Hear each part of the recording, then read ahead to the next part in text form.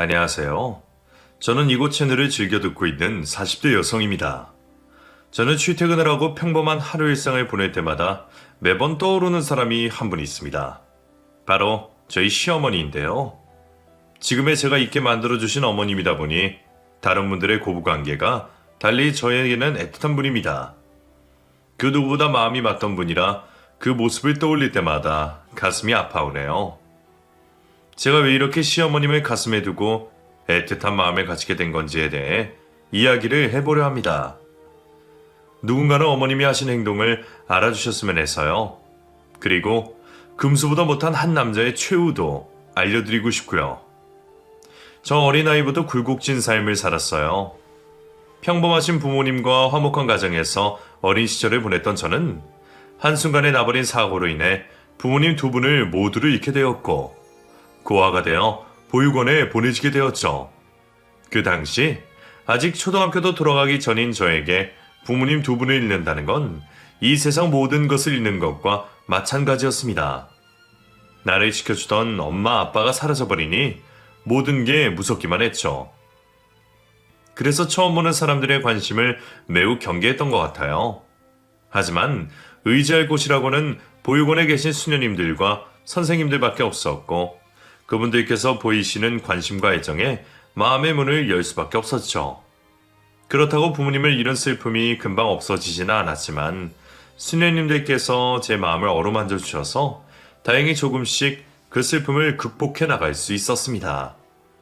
부모님을 잃기 전까지만 해도 저는 남자아이라고 오해를 받을 만큼 천방지축의 어린아이였는데 그날의 일 때문인지 보육원에 들어와서는 혼자 사는 걸 좋아하게 되었어요.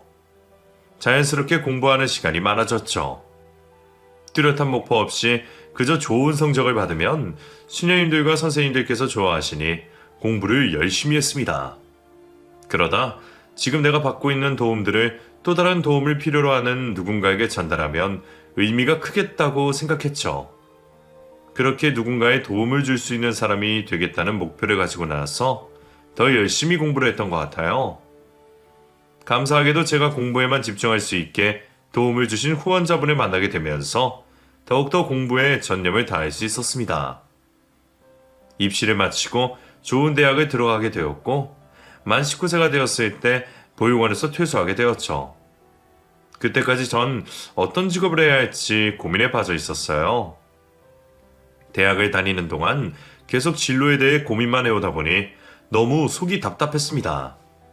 부모님이 계시다면 진로에 대해 고민을 터놓고 이야기를 할 수 있을 텐데 저에게 어떠한 길들이 있는지 알려줄 사람들이 곁에 없었죠. 너무 답답할 때면 성당을 찾아 기도를 하고는 했어요. 그날도 혼자서 기도를 하고 있다 나오는 길이었는데 제가 가까이에 있는 걸 보지 못하고 계속 헤매고 있었다는 걸 깨달았죠. 제 평생을 희생하며 도울 방법을 전 이미 알고 있었습니다. 바로 수녀님이 되는 일이었죠. 하지만 그 길을 선택하는 게 쉽지 않은 일이라는 걸 잘 알고 있었습니다. 어쩌면 제가 감당할 수 없는 일일 수도 있었어요. 고민을 하고 있던 차, 우연히 알게 된 남자로 인해서 그 고민을 잊어버리게 되었죠. 제가 알바라는 곳에 자주 드나들던 영재 씨가 어느 날 불쑥 저에게 데이트 신청을 해왔습니다. 수줍은 소년처럼 저에게 데이트를 해달라는 그 말에 웃으며 넘어갈 수밖에 없었죠. 꼭 연애가 아니더라도 좋은 친구가 될 수도 있겠다는 생각에 만날 약속을 잡고 남자가 말한 데이트를 즐겼어요. 그 만남이 계속해서 이어지다 보니 어느새 제 마음이 그 남자에게 들어와 있었습니다. 좋은 남자였어요. 절 많이 아껴주었고 사랑해 주었죠. 소심한 성격이라 제가 더 조심스럽게 영재 씨를 대해야 했지만 자주 삐지는 그 모습도 좋았습니다. 좋은 것만 보고 자라왔는지 때 하나 묻지 않은 모습에서 이 남자라면 평생을 믿을 수 있겠다고 생각했죠. 어쩌면 고아나 마찬가지인 저에게는 과분할 정도의 사람이었어요. 그 남자와 결혼 약속을 하고 처음으로 시어머니가 되실 분을 만나게 되었죠. 제가 처한 환경으로 긴장을 할 수밖에 없었는데 그런 제 긴장이 한순간에 풀릴 만큼 어머님께서는 따뜻한 성품을 가지신 분이었어요. 시어머니께서는 혼자 고생을 하시며 영재 씨를 키워오신 탓인지 일찍 부모님을 잃고 혼자 이 세상을 살아가는 저를 기특하게 봐주셨습니다. 어머니께서도 여자 혼자 영재 씨를 키우며 갖은 고생을 하셨고 새빵살이를 할 때 만나게 된 은인분께 많은 도움을 받으셨다며 저에게도 그러한 든든한 울타리가 되어주시겠다고 하셨죠. 첫 만남에 허례허식이 있는 말이 아니었어요. 어머님께서는 저를 무척이나 아껴주셨고 아직 남편과 결혼을 하기 전임에도 불구하고 친딸처럼 이것저것을 챙겨주셨죠. 딸이라고 불러도 되냐며 말씀을 하셨지만 그마저도 하늘에 계시는 저희 부모님께서 기분이 나쁘실 수도 있으시다며 마음 놓고 부르시지 못하셨습니다. 이런 분을 시어머니로 만나게 된 것을 제 평생의 행운이라고 생각했어요. 덕분에 어려움 없이 결혼 준비를 할 수 있었고 남편과 깨소금 나는 신혼생활을 하기 전부터 시어머님과 더 즐거운 생활을 보내고 있었죠. 결혼을 하고 나서도 일로 바쁜 남편보다 어머니가 더 많은 시간을 보낼 수 있었습니다. 저도 저를 그만큼이나 좋아하셨던 이유를 모르겠지만 제 얼굴만 보고 있어도 좋다고 하셨어요. 그 말씀이 너무 감사해 저도 제 친어머니로 생각하고 뭐든지 잘해드리려 노력했죠. 이렇게 마음이 맞는 시어머니라면 평생 같이 살 수 있을 것 같았습니다. 합가를 생각해봤지만 어머니께서는 그마저도 저를 배려하신다며 꿈에도 그런 생각하지 말라 하셨죠. 하지만 전 언젠가는 꼭 어머님을 모시고 살아야겠다는 생각을 하고 있었습니다. 그렇게 평범하지만 더할 나위 없이 행복한 결혼 생활을 하고 있었어요. 저를 사랑해주는 남편과 어머님으로 인해 태어나 가장 큰 사랑을 받고 있었죠. 하지만 행복하기만 할 것 같은 결혼 생활에 조금씩 먹구름이 끼기 시작했습니다. 남편이 조금씩 변해가고 있었거든요. 그 먹구름의 시작은 술이었어요. 연애 때는 술 한잔 마시기 힘들어하던 남편이 사회생활을 하며 어쩔 수 없이 술자리를 하게 되었고 주변 사람이 권하는 술을 거절하지 못해 취해서 집으로 돌아오고는 했죠. 그런데 언젠가부터 술만 먹으면 자꾸 폭력적인 모습을 보이는 겁니다. 처음에는 힘든 사회생활로 인해 생긴 스트레스를 푼다고 생각했어요. 더 나은 방법으로 풀면 좋겠지만 욕을 하고 소리를 질러 풀릴 수 있는 스트레스라면 쌓아두는 것보다 나을 거라고 생각했죠. 그런데 점점 더 행동이 과격하게 변하기 시작했고 나중에는 물건을 부수고 저에게 위협까지 하는 행동을 보였습니다. 한바탕 난리가 끝나고 아침이 되면 남편은 전날 일이 생각이 나지 않는다고 했지만 자신이 벌인 잘못을 인정하며 두 손 모아 싹싹 빌었죠. 폭력적인 행동을 할 때는 무섭고 화도 났지만 다시 순한 양이 되어 잘못을 비는 남편을 보면 마음이 약해져 용서를 할 수밖에 없었습니다. 그런 일이 여러 번 반복되었죠. 하지만 계속 같은 일을 반복할 수는 없었어요. 천성이 유약한 남편에게 의뢰 입장이 되어 스트레스를 많이 받는 회사 생활은 어울리지 않는다고 생각했죠. 거기다 회식을 하며 뺄 수 없는 술자리로 인해 먹는 술이 가장 문제 같아 보였습니다. 또 회사 생활로 시간적인 여유가 별로 없다 보니 스트레스를 풀 시간이 없는 것도 문제였죠. 언젠가부터는 남편 스스로 술을 사서 그 술로 스트레스를 풀려고 하는 거예요. 그 모습을 보고 회사를 더 다니다 가는 감당할 수 없는 일이 나겠다 싶어 남편에게 퇴사를 권했습니다.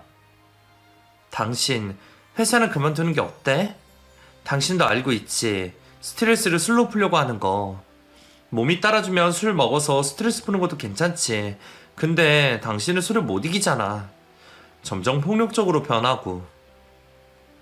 아침 되면 기억도 나지 않는 일에 대해 잘못을 거는 게 좋아? 당신 하고 싶은 일이 있다고 했잖아. 더 늦기 전에 그 일에 도전하는 게 어떨까? 근데 내가 쉬게 되면 돈은 누가 벌어? 사업 준비하면 당장 필요한 돈도 많은데 매달 생활비는 들어가잖아. 내가 살림 살면서 모아둔 돈도 있고 당신이 사업 준비하면 내가 밖에 나가서 일을 해야지. 당신 만나기 전까지만 해도 나 알바 여러 개 했었어. 옛날 실력 안 죽었나? 오랜만에 확인해봐야지. 제가 사업에만 몰두할 수 있게 지원을 해준다고 하자 남편은 두 번 고민하지 않고 회사를 관뒀습니다. 거기다 어머니께서 아들이 하는 사업에 도움을 안 줄 수가 없으시다며 경제적인 지원을 해주셨죠. 사실 어머니께서는 젊은 날 고생하신 만큼 많은 재산을 가지고 계셨거든요. 하지만 그 돈 모두 허투루 사용하신 적이 없었어요. 그래서 남편도 어머니께 먼저 기댈 생각을 하지 않았죠. 가족 모두가 자신에게 전폭적인 지원을 아끼지 않으니 남편은 더 힘이 나는 듯 보였어요. 몸 상하지 않게 쉬엄쉬엄 하라는 제 말에도 밤을 새어가며 열심히 사업을 준비했죠. 안심이 되었습니다. 사업에 매진을 하는 남편의 모습도 안심되었지만 이제 더는 술주정을 부리는 폭력적인 남편을 보지 않을 것 같아서요. 그렇게 원래의 모습으로 돌아온 남편은 자신이 한 노력에 보상을 받듯 사업을 시작하고 얼마 되지 않아 잘 되어갔죠. 지금까지 회사 사원으로 여유 시간 없이 일만 해오다 이제는 사장님 소리 받으며 시간도 많아지니 같이 시간을 보내고 여행도 다닐 수 있을 만큼 여유가 생겼죠. 문제는 처음 겪는 그 여유 있는 시간들을 남편이 어떻게 활용해야 하는지 모른다는 거였습니다. 처음에는 저 어머님과 함께 시간을 보내던 남편은 점점 밖에서 시간을 보내는 날들이 많아졌어요. 거기다 제 예상과 달리 사업을 핑계로 알게 된 사람들과 어울리며 술자리를 가지기 시작했죠.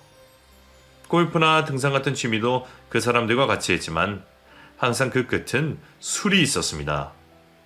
그리고 그 술자리들은 유흥주점으로까지 이어졌어요. 당신, 이 카드 내용 뭐야? 메일로 오면 내가 모를 줄 알았어? 여기 큰 돈 적혀져 있는 곳 유흥주점 맞지? 내가 대충 검색해서 확인해보니까 일반적인 술집은 아닌 것 같던데? 당신 아내까지 있는 사람이 이런 거 드나드는 건 좀 아니지 않아? 그냥 술 마시는 술집일 뿐이야. 물론 당신 말하는 것처럼 일반적인 술집은 아니지만 나 당신에게 부끄러운 행동한 적 없어. 당신이 부끄러운 행동 안 했다고 해도 이렇게 말 자체가 나오는 게 잘못된 거잖아. 나도 어쩔 수가 없었어. 비즈니스가 이루어지는 곳이 그런 곳이다 보니까 나도 사장님 소리 듣지만 결국에 내 위에 더 큰 사장님들이 계시잖아. 그 사람들이 이런 곳을 좋아하는데 나보고 어쩌란 말이야. 그럼 사업을 하지 마라? 나도 깨끗하게 사업하고 싶어. 근데 이 나라 자체가 그렇게 해서는 비즈니스를 못해요. 그러니 좀 이해해줘. 남편은 조금도 당황하는 기색 없이 화를 내는 저에게 그럴 만한 이유가 있다며 대답을 했습니다. 그 대답이 맞는다고 해도 이해가 되지 않았어요. 절대 그런 곳에 갈 사람이 아니었는데 어울리는 사람 때문인지 아니면 갑작스럽게 변화된 자신의 환경을 제어하지 못하는 건지 점점 사람이 변하기 시작했죠. 남편에게 점점 더 실망을 하던 중에 다른 여자까지 만나고 있다는 걸 알게 되었습니다. 이번에도 뭐라고 핑계 댈 건데? 여자 만나는 것도 비즈니스야? 그 술집 여자들 백 사주고 옷 사주는 것도 비즈니스야. 당신 정말 왜 이래? 왜 사람이 점점 더 이상하게 변하는데? 이제 뭐야? 그 여자랑 결혼이라도 할 거야? 아니면 두 집 살림이라도 하겠다는 거야? 나 이제 당신 용서 못해. 난 당신이 좀 더 마음 편안한 환경에서 우리들과 시간을 보낼 수 있게 바라는 마음에 회사를 그만두겠다는 거야. 이렇게 발정난 개처럼 행동하라고 밀어준 게 아니라고. 우리 이혼해. 뭐? 발정난 개? 그리고 이혼을 하자고? 당신 미쳤어? 아내라고 기어오르는 것도 봐주고 있었더니 남편 머리 꼭대기까지 올라서려고 해. 네가 안 맞아서 정신을 못 차리는 거지? 그래서 아무 말이나 막 하는 거고. 그래, 된통 혼나고 나서도 아무 말이나 막 할 수 있나 보자. 잘못을 저지른 남편은 화를 내는 제 말씀이 거슬렸는지 급기야 저에게 폭력까지 들렀습니다. 남편이 일방적인 폭행이 끝나고 전 두려움에 아무것도 할 수가 없었어요. 처음 겪어보는 폭력이 너무 무서웠습니다. 이혼이라는 이야기를 다시 꺼냈다가는 저에게 끔찍한 일이 발생할 것만 같았어요. 결국 폭력을 휘두르는 남편이 무서워 억지로 결혼 생활을 이어가게 됐죠. 남편의 말을 순순히 따랐지만 그렇다고 해서 남편이 저를 폭행하지 않았던 건 아니에요. 한 번이 입들었던 거지 2번, 3번, 4번은 너무도 쉽게 이루어졌죠. 폭행의 이유도 별것이 아니었습니다. 많은 이유가 있었지만 전부 일상적인 것들 중에 남편의 마음에 들지 않는다는 거였죠. 그러다 우연히 어머님께서 제가 남편에게 폭행을 당하고 있다는 사실을 알게 되셨어요. 그 사실을 아시자마자 남편에게 경고를 하며 혼을 내셨죠. 그런데 문제는 남편이 어머님께도 폭행의 위협을 했다는 거였어요. 어머니께서도 적지 않은 충격을 받으신 것 같았죠. 그 모습을 보시곤 어머니께서는 저를 집으로 대피시켰고 저에게 이혼을 하라고 먼저 권하셨습니다. 현아야, 이거 네가 생각하는 것보다 훨씬 더 심각한 상황이야. 이러다가 너가 정말 위험하다고. 내가 도움을 줄 테니 영재걔와 이혼해라. 당장 혼자 되는 게 무섭다고 우물쭈물해서는 안 돼. 너도 내 딸이나 다름이 없다. 내 딸이 남편 때문에 맞고 힘들어하는 모습 내가 못 봐. 내가 변호사부터 잠시 피신해 있을 집까지 구해줄 테니 넌 아무 걱정하지 말고 영재 쟤에게서 떨어질 생각만 해. 절대 선처해주지 말고. 저를 딸처럼 생각해 주시는 어머님 덕분에 저는 남편과 이혼 소송에 승소를 할 수 있었고 남편이 저에게 저질렀던 모든 행동에 대해 보상을 받을 수 있었죠. 이혼 소장 작성부터 변호사까지 어머님께서 도와주셔서 할 수 있었던 남편과의 이혼이었는데 어머님께서는 저에게 조금이라도 더 챙겨주시려고 했어요. 남편에게서 받은 상처는 평생 아물지 않을 거라며 제가 조금의 고생도 덜하게 바라시는 마음에 많은 돈을 쥐어주시려고 하셨죠. 아마 보통의 시어머니였다면 저는 그 돈을 덥석 받았을 겁니다. 이제 남이 되어버린 사이였고 저에게 폭력까지 이들렀던 용서할 수 없는 남자의 어머니였으니까요. 하지만 어머니께서는 고아나 마찬가지의 저를 처음 봤을 때부터 지금까지 친어머니같이 절 아껴주고 보살펴준 분이셨죠. 남편에게서 받은 상처를 어머니께 치료해달라, 보상해달라 떼를 쓰고 싶지 않았습니다. 오히려 어머님께 좋지 못한 모습을 보여드리고 저 때문에 아들에게 손찌검까지 당할 뻔하게 만든 것 같아 죄송한 마음뿐이었죠. 지금까지 받은 도움으로 충분했습니다. 이제 앞으로의 제 인생은 제 스스로가 알아서 헤쳐나가야 하는 일이었어요. 그렇게 어머님이 주신다는 도움을 모두 거절한 채 저는 다시 혼자가 되어 세상에 나가게 되었습니다. 남편을 변하게 만든 사업이 잘 되었던 걸 다행이라고 해야 했지. 덕분에 이혼을 하고도 큰 어려움 없이 생활할 수 있을 만큼 재산 분할과 위자료를 받았어요. 괜히 허튼 짓을 하다 까먹지만 않는다면 노년까지 무리 없이 생활할 수 있었죠. 물론 일은 해야 했어요. 그래도 결혼하기 전처럼 아등바등하며 일할 필요는 없었습니다. 저에게 들어가는 한 달 생활비만 벌기로 했죠. 이제 제 몸을 돌봐줄 사람은 절말고 없었기에 최대한 무리가 가지 않는 선에서 일을 하며 지냈습니다. 시간적인 여유가 생겨 운동도 하고 모임도 나가 즐거웠지만 그럼에도 무엇인가 텅 빈 제 가슴을 채워주지 못하더군요.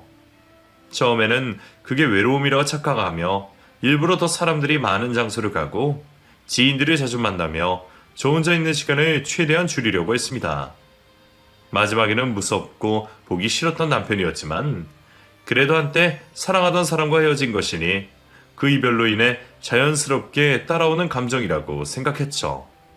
그런데 사람들에게 둘러싸여 있는 삶을 살아도 정신만 없을 뿐 지인들을 만나는 그 순간도 가슴이 공허했죠. 도대체 제가 느끼는 감정이 무엇인가 싶어 집에 홀로 앉아 생각을 하고 있는데 우연히 TV에서 연예인이 나와 봉사활동을 하고 있는 프로를 보게 되었습니다. 그 장면을 보자마자 나 저기 가고 싶다. 사람들을 도와주고 싶다. 라는 생각이 들더군요. 그 다음날부터 제가 살고 있는 지역에 가장 가까운 곳에 봉사활동을 할 만한 곳이 있는지 찾게 되었습니다. 한 보육원에 전화를 하여 제가 도움을 줄 수 있는지 확인을 해보았죠. 제 연락을 의심스러워하던 선생님은 저의 어린 시절 이야기를 들으시곤 봉사활동을 하러 찾아와도 된다고 하셨죠. 그날부터 가슴이 요동치기 시작했습니다. 얼마나 기대가 되었는지 결혼식장에 들어가기 전보다 훨씬 더 진정이 되지 않았죠. 그렇게 봉사활동으로 하러 가서 일을 하고 집으로 돌아온 저는 그제서야 제 텅 빈 가슴을 채워줄 수 있는 게 무엇인지 알게 되었어요. 제 어린 시절의 일들 때문에 그랬는지 모르겠지만 희생을 하여 누군가를 돕는다는 게 저를 완전하게 만들어주는 것 같았습니다.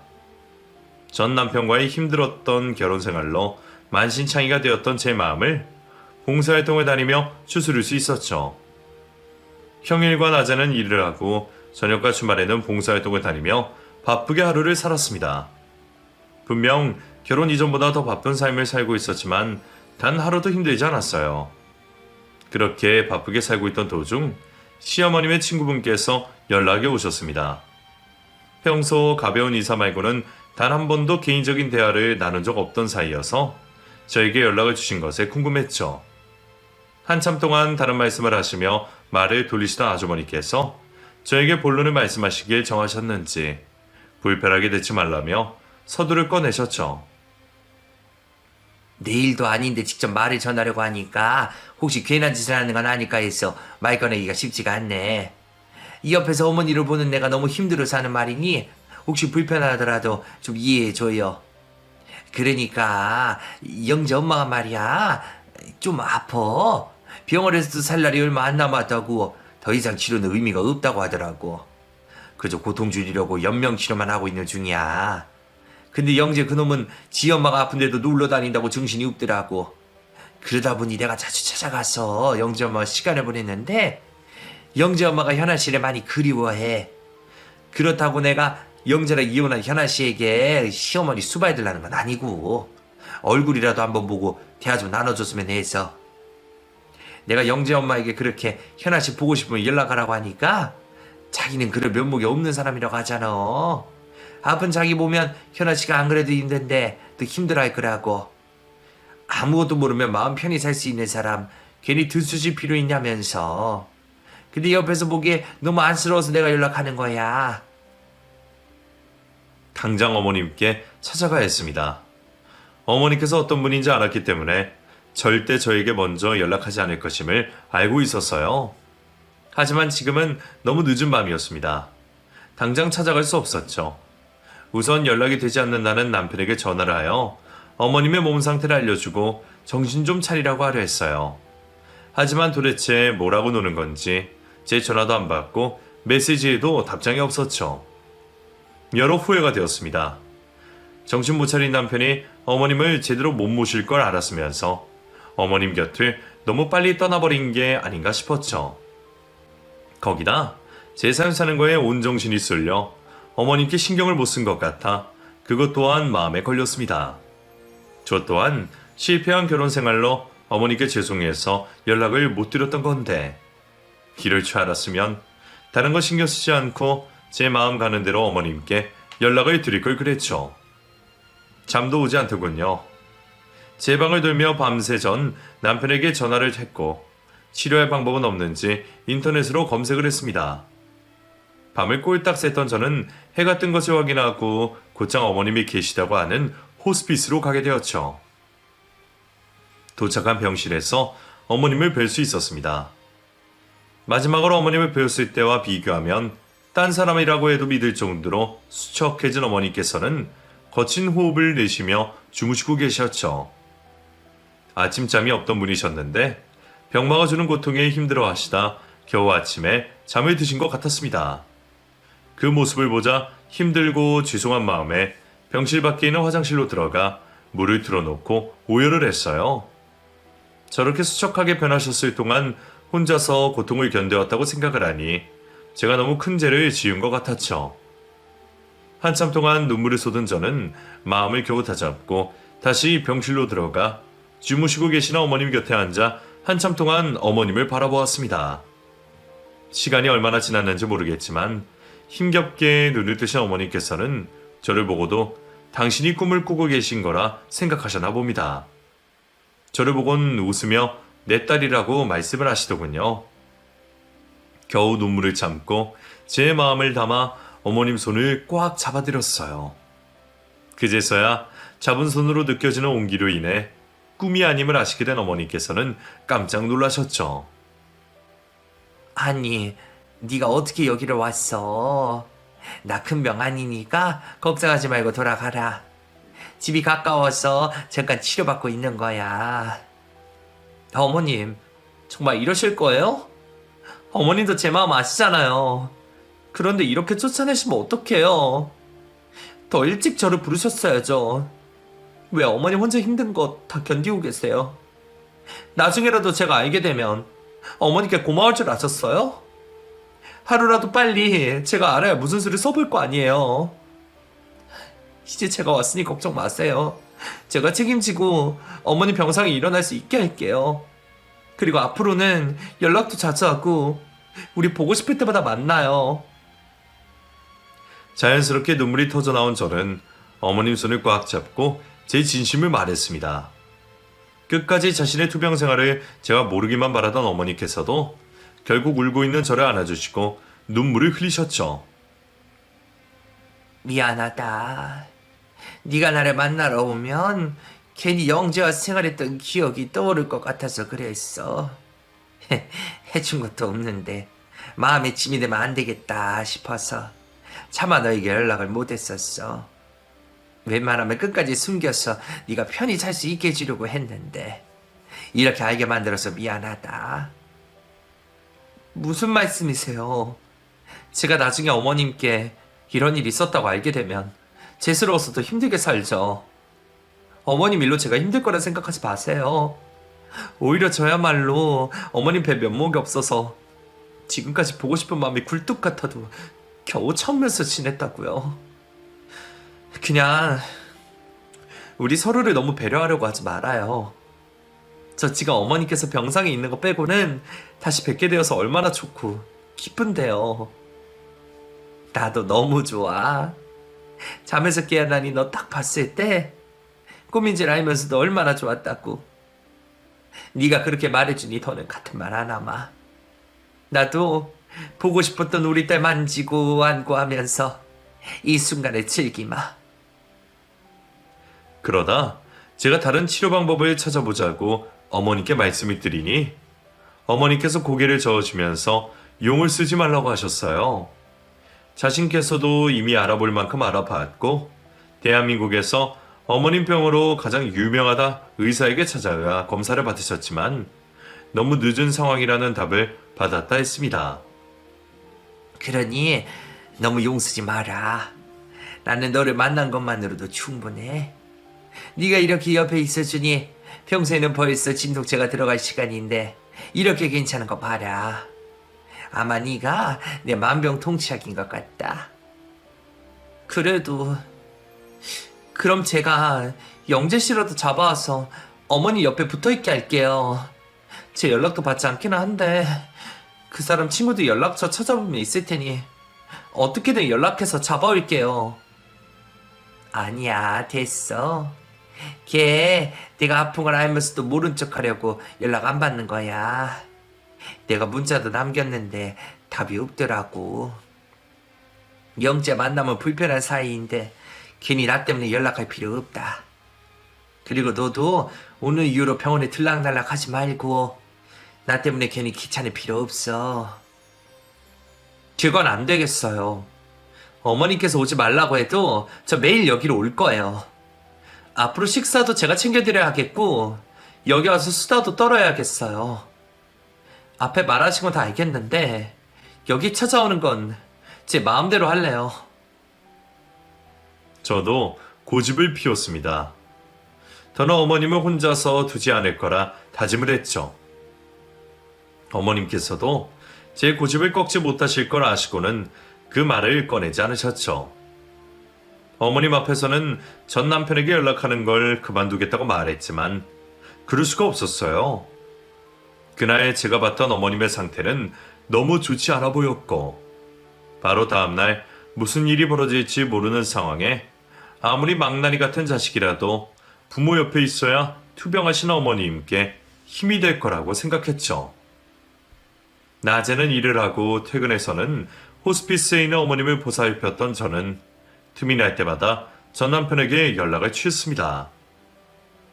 전 남편의 친구들 연락처를 찾아 행방을 수소문해봤지만 다들 입을 다물기로 약속을 한 것인지 아니면 정말 친구들에게도 연락을 하지 않고 여행을 다니는 것인지 단 한 번을 전 남편과 통화할 수 없었죠.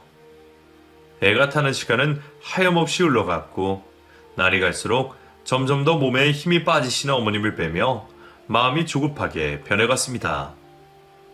그러다 어머님을 뵙고 집으로 돌아와 잠을 청하려고 하는데 어머님께서 저를 부르셨죠. 아가, 잠깐 병원에 와줄 수 있니? 지금까지 이런 일이 없었기에 전 분명 무슨 일이 있겠다 싶었죠. 잠옷바람에 외투만 걸치고 곧장 병원으로 갔습니다. 분명 제가 병원에 떠났을 때만 해도 힘들어 하셨지만 나쁜 몸 상태는 아니셨는데 병원에 도착을 하니 급격히 몸이 안 좋아지신 상태였습니다. 어머님께 부르신 이유를 물으려 하는데 병원 관계자들이 어머님을 다른 병실로 모신다고 하더군요. 병원 관계자들은 어머니께서 임종이 얼마 남지 않았을 거라 말씀하셨습니다. 그리고 임종을 맞이할 가족들을 부르라 했죠. 제발 지금이라도 남편이 전화를 받아주길 바랬습니다. 도대체 얼마나 큰 불효를 저지르려고 이러나 싶었죠. 제 간절한 바람에도 남편은 연락이 오지 않았어요. 혹시 남편에게 연락을 하는 사이 어머님 몸 상태가 급격히 안 좋아지면 어떡하나 싶었던 저는 병실로 들어가 어머님 손을 꽉 잡고 있었죠. 그러면서 한 손으로는 계속 전화를 받지 않는 남편에게 전화를 걸고 있었습니다. 그때 어머님께서 힘겹게 저를 부르시곤 고개를 저으셨어요. 전화하지 말아라. 걔가 이제 와서 전화를 받겠니? 사람이 신기한 게 자기 갈 때를 아는 것 같아. 내 느낌이 오늘 너를 부르지 못하면 다시는 못 볼 것 같더라고. 어차피 여기 입원할 때부터 정해져 있던 상황인데 너무 힘들어하지 말고 가슴 아파하지도 말아라. 이기적일 수도 있지만 난 네가 내 마지막 순간까지 있어주는 게 너무 행복해. 어머님, 그런 말씀 하시지 마셔요. 내일 우리 또 행복하게 웃고 대화해야죠. 우리 봄에는 꽃구경도 가기로 했잖아요. 그래, 그러기로 했는데 내가 같이 못 갈 것 같아. 미안하다. 미안해. 이제 내 숨이 곧 떨어질 것 같아서 지금 이렇게 말할 힘이 남아있을 때 말을 해야 할 것 같다. 내가 오늘 널 다시 병원으로 부른 이유기도 하고 내가 많이 부족했는지 아무래도 자식 농사는 망친 것 같아. 그 망친 자식을 나 혼자 감당하면 문제가 없었을 건데 그놈이 착한 현아 너에게도 큰 피해를 줬구나. 그 일은 내가 죽었어도 미안해 하마. 정말 미안해. 영재 저놈 내가 죽으면 재산 물려받을 사람이 자기밖에 없으니 최소한의 자식 노릇도 안 하는 것 같은데 저런 놈에게 줄 수 없지. 그러니 너에게 내 전 재산을 부탁하마. 네? 그게 무슨 말씀이세요? 제가요? 그래, 그냥 내 재산 전부를 상속받으라는 게 아니야. 나 대신에 좋은 일을 하는데 네가 도와달라는 거지. 내가 너에게 재산을 상속한다고 해도 문제가 많을 거라고 생각했다. 영재 저놈이 가만히 있을 놈도 아니고 너도 내 재산을 받는 게 눈치 보이고 신경이 쓰이겠지. 그래서 어떻게 할까 하다 네가 요즘 봉사활동 다니고 있다는 말에 좋은 생각이 생각났다. 내 재산들로 재단을 세우고 그 재단의 이사장을 너로 세울 생각이야. 너도 알다시피 나도 내 어려운 시절에 받은 도움을 다른 사람들과 나누고 싶어서 비록 살아서는 이 생각을 너무 늦게 깨달아 하지 못하게 되었지만 내가 죽고 나서 내 생각과 바람을 네가 대신 이어가주면 되지 않겠니? 너도 최근에 이와 비슷한 일을 더 제대로 해보고 싶다고 말했고 네 바람 내가 대신 들어주마. 너에게 직접적으로 건네주는 재산도 아니니 영재 그놈이 문제 삼아보려 해도 아무 소용이 없을 거다. 재단이라니 꿈에도 생각하지 못한 단어였습니다. 제 꿈은 기껏해야 365일 내내 제 손길이 필요한 곳에서 머물며 도움이 필요한 이들을 봉사하며 돕는 정도였어요. 그런데 재단이라니. 조그마한 가게도 운영해 본 적 없는 저에게 어머님의 큰 돈을 가지고 재단을 운영하는 건 가당치 않다고 생각했죠. 분명히 이 큰일에 저보다 더 적합한 사람이 있다고 생각했습니다. 부담이 되었던 전 어머님께 할 수 없을 거라 말씀드렸죠. 아니, 나는 확신한다. 내 주위에 너만큼 이 일에 맞는 사람은 없어. 그래도 정 그렇게 부담이 된다면 재단 이사장 자리를 취소할 테니 내 재산을 받을 거니? 그렇게 하지도 않을 거잖아. 다른 부담 가지지 말고 그냥 나와 같이 좋은 일 한다고 생각하고 지금의 너처럼 하면 된다. 말하시는 것도 버거워하시던 어머님께서는 힘없이 제 손을 잡으려고 하셨어요. 임종이 가까워지는 만큼 제 손을 잡지 못하고 얹어있는 상태였지만 그 손에서 느껴지는 강한 어머님의 의지와 생각을 읽을 수 있었죠. 그 뜻을 받아들이기로 했습니다. 네, 알겠어요. 어머님 말씀대로 따를게요. 이제 다른 걱정은 하지 마시고 조금만 힘을 내세요. 어머님 눈으로 제가 재단을 잘하고 있는지 보셔야죠.